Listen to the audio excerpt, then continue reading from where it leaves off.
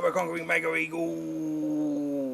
Alright folks, welcome back to the underground workshop bunker build part, God knows. Okay, so what have we got going on here? I didn't manage to get pipe in the ground last time. So first off, before we can do that, I've got to drop the gearing down on this this power unit, and I'm going to add more power as well. This I bought brand new Honda engine. They were like, you know, really cheap on eBay. Don't know why they were so cheap. I guess we'll find out. But it's a proper Honda. It's one of the overhead cam engines. But that's a 5 or 6 horse, I think, 190. I'll check. I'll tell you in a minute. We're gonna put that in place of this little 3.5 horse engine, and because my lathe can't really turn anything more than about 8 inches, so what we're going to do, we're actually going to make a lay shaft, then we can really step the gearing down a bit, you know. So we'll have the engine up there, belt and belt clutch again, and then to the lay shaft with a stepper pulley driving this big pulley down here. All right. Okay, we can get some real tension on the belts that way, and yeah, should work.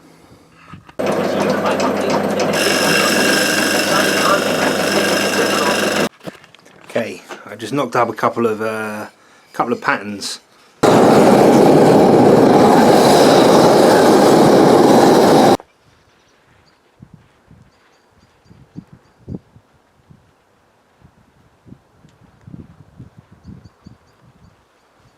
Damn you idiot.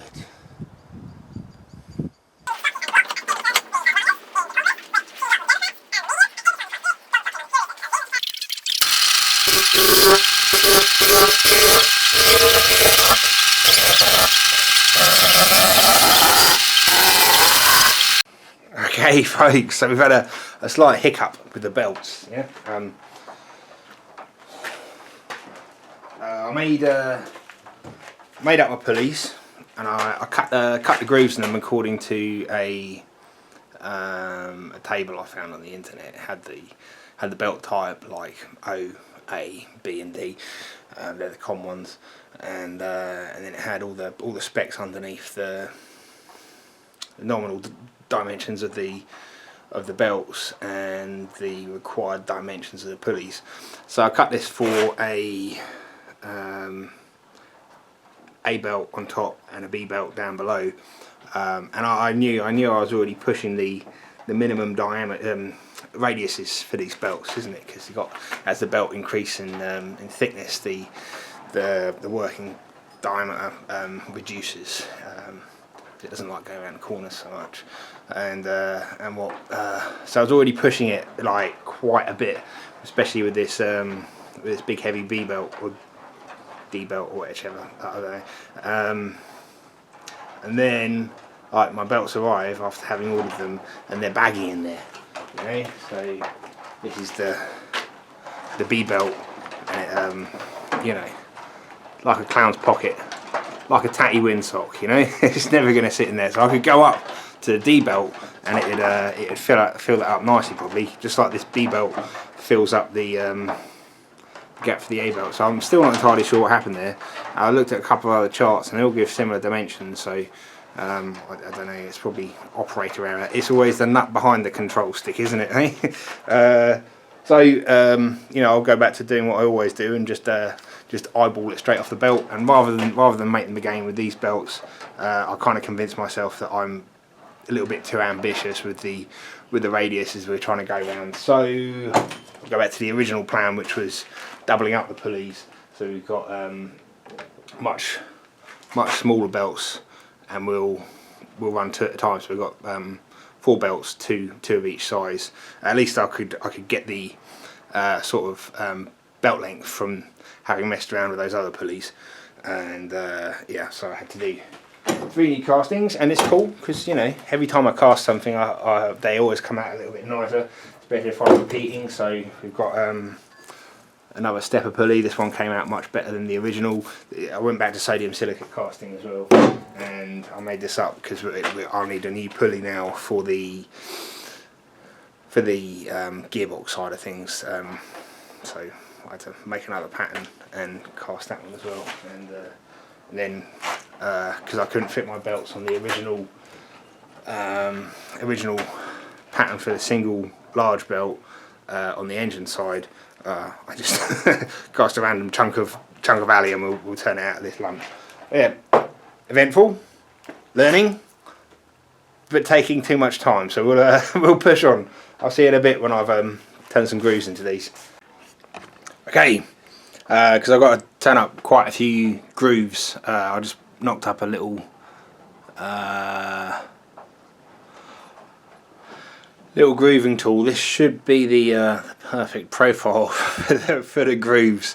Whether or not it will hold up is a different matter, but we're only doing a little bit of alley, so you know, it's not like we're doing plunges into you know, special steels or whatever. We'll see what happens. Okay, got a handful of belts and some very nice pulleys made up. Yeah, so we've got the idler here, and that one goes on the gearbox. This little one goes on the engine. There's nothing holding us up, is there? Let's do it. Let's throw these on and stick some pipe in the ground. Okay, folks, we've got it all back together. It all had to come apart to get the pulleys on and make a couple of other little changes. It's pointless trying to talk to you out there because it's a bit blowy today, you know. Done a couple of other little things. I altered the handle a bit to make it a bit easier to use. It's a lot shorter now. Hopefully I can't bend it. I made some brakes. These are the brakes, bigger 40mm pins. So once I get the first thing in, these will go out the holes in the side, the lifting eyes, to stop it sinking below ground level. So really, if I get cracking right now, I can get a pipe in the ground or sat on top of the hole, stick these pins in, and then maybe tonight, it's about 6 o'clock, before the light fails, maybe get another one on top, mix up a bit of mortar.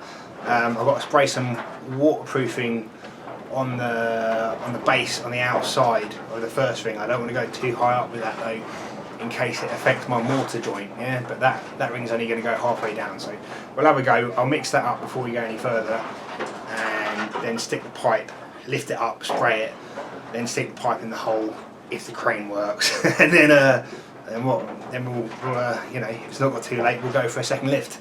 Exciting times, eh?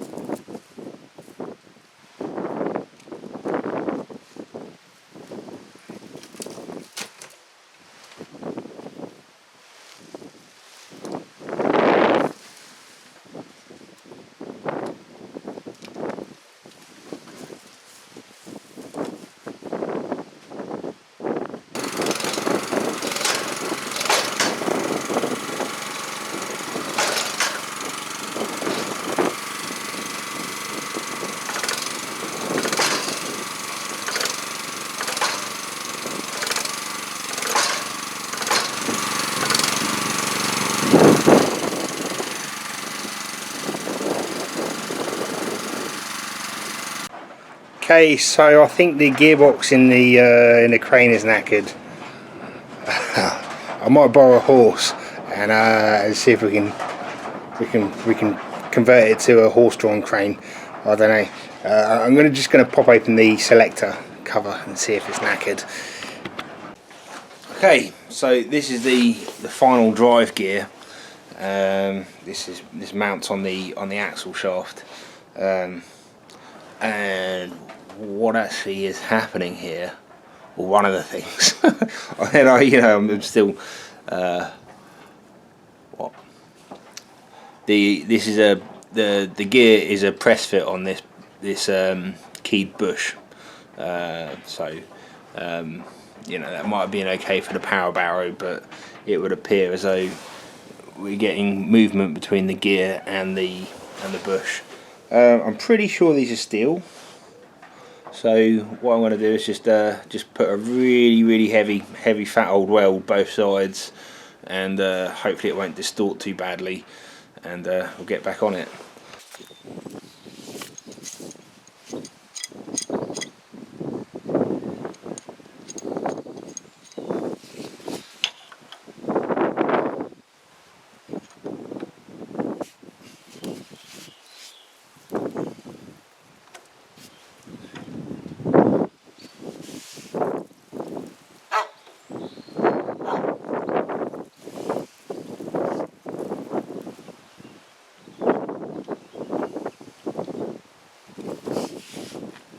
Okay, I think I've got all the gearbox working again. Alright, we should be able to get a pipe in the ground right now. It's windy again out there, so no point me trying to talk to you. Alright, let's go.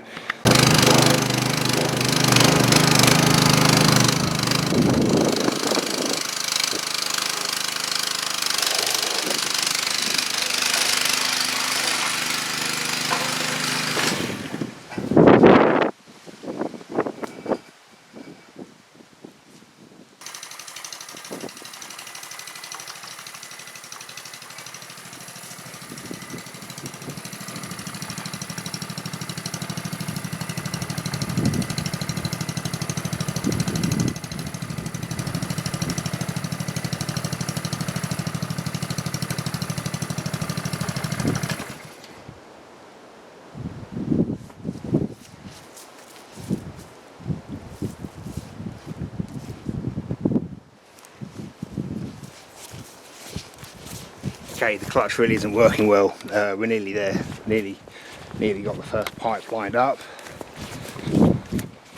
I think we can do it. I think we can do it as is, without messing around with the clutch anymore. Just got to centre it. See, fortunately, after taking the 4x2s out at the top here, the OD of this pipe is, perfect for sitting on that little ledge down there. You see the little ledge? So I know I'm going to get it lined up. That shouldn't be too much of a problem. Still a lot of questions. What happens when I take the strain off this winch? Let's carry on.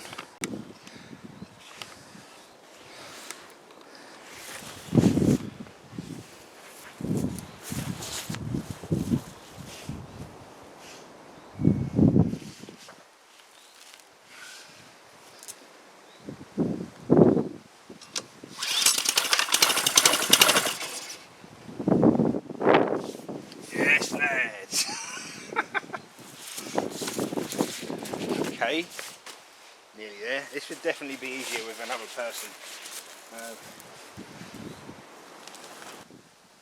I want to fall in there. One, primed, choke.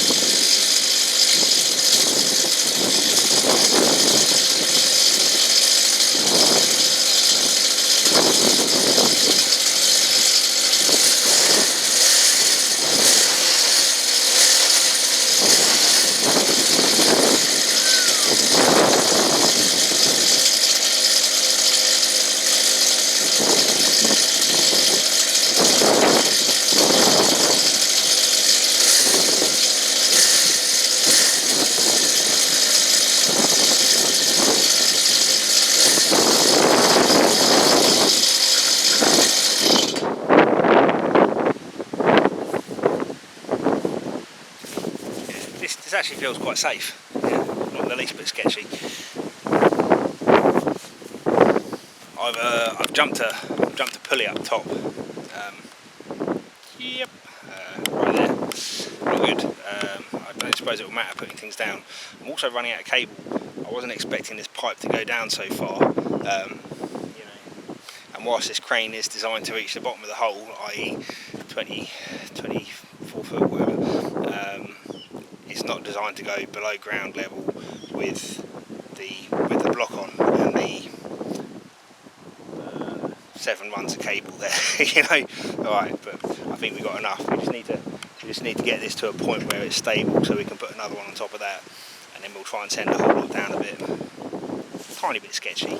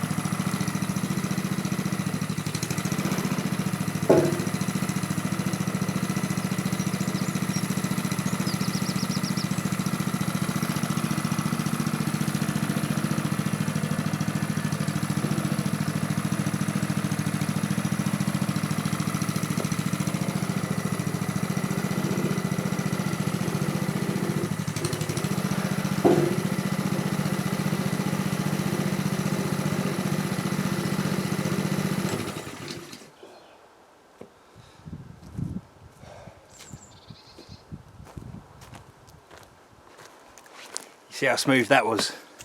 That's how the crane was designed to work. Yeah. All right, beautiful, beautiful.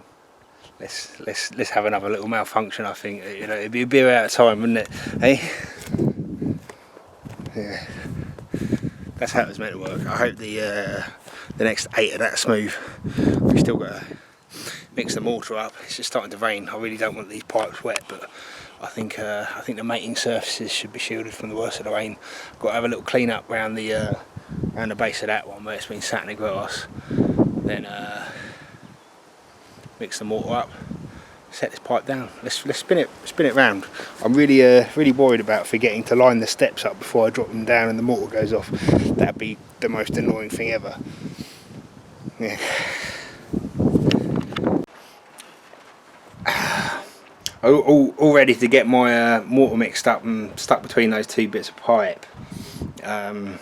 Really don't want it raining though. I mean, I'm no bricky, but it rain's not great when you're trying to make a mortar joint in anything, you know, or anything with concrete, I suppose.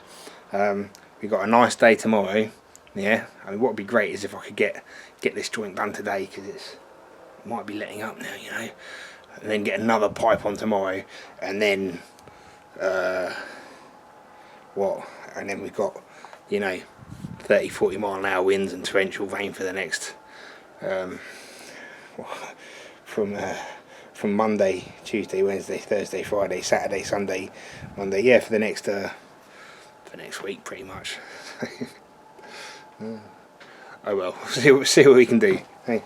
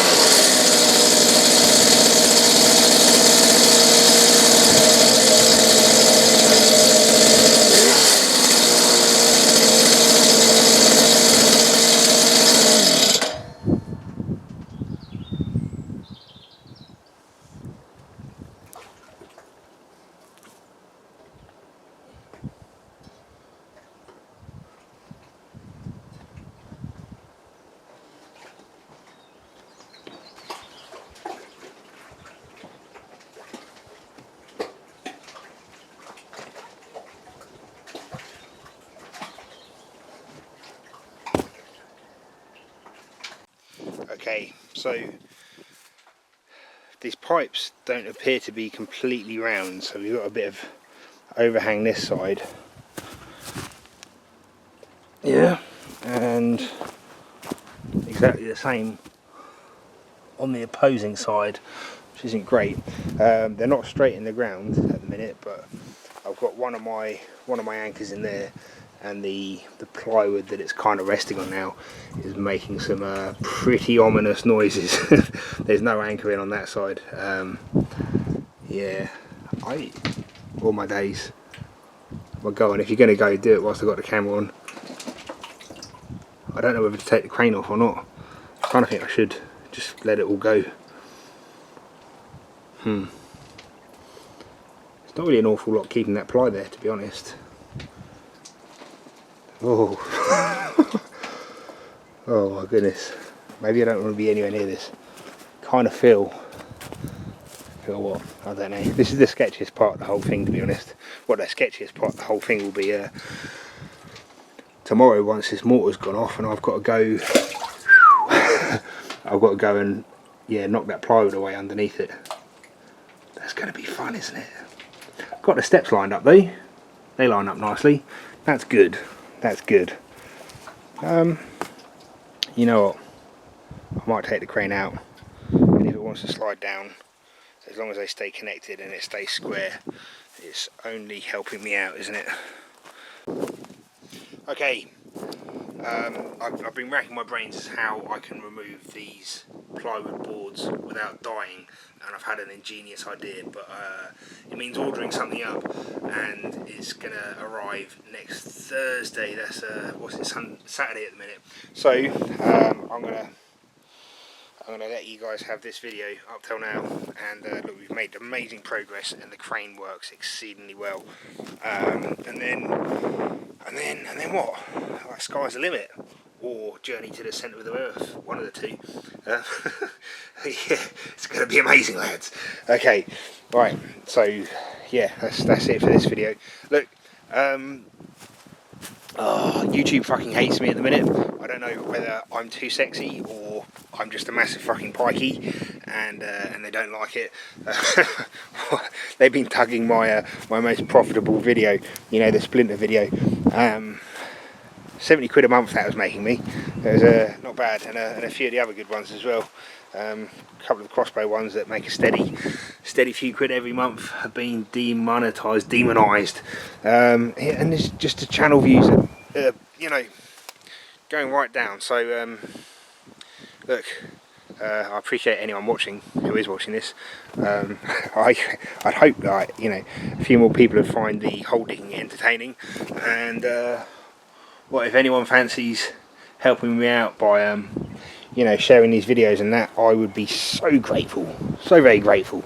Yeah, do that, and I'll do my best not to die or anything silly. Right? Okay, thanks guys, and I'll catch you all later. Bye bye.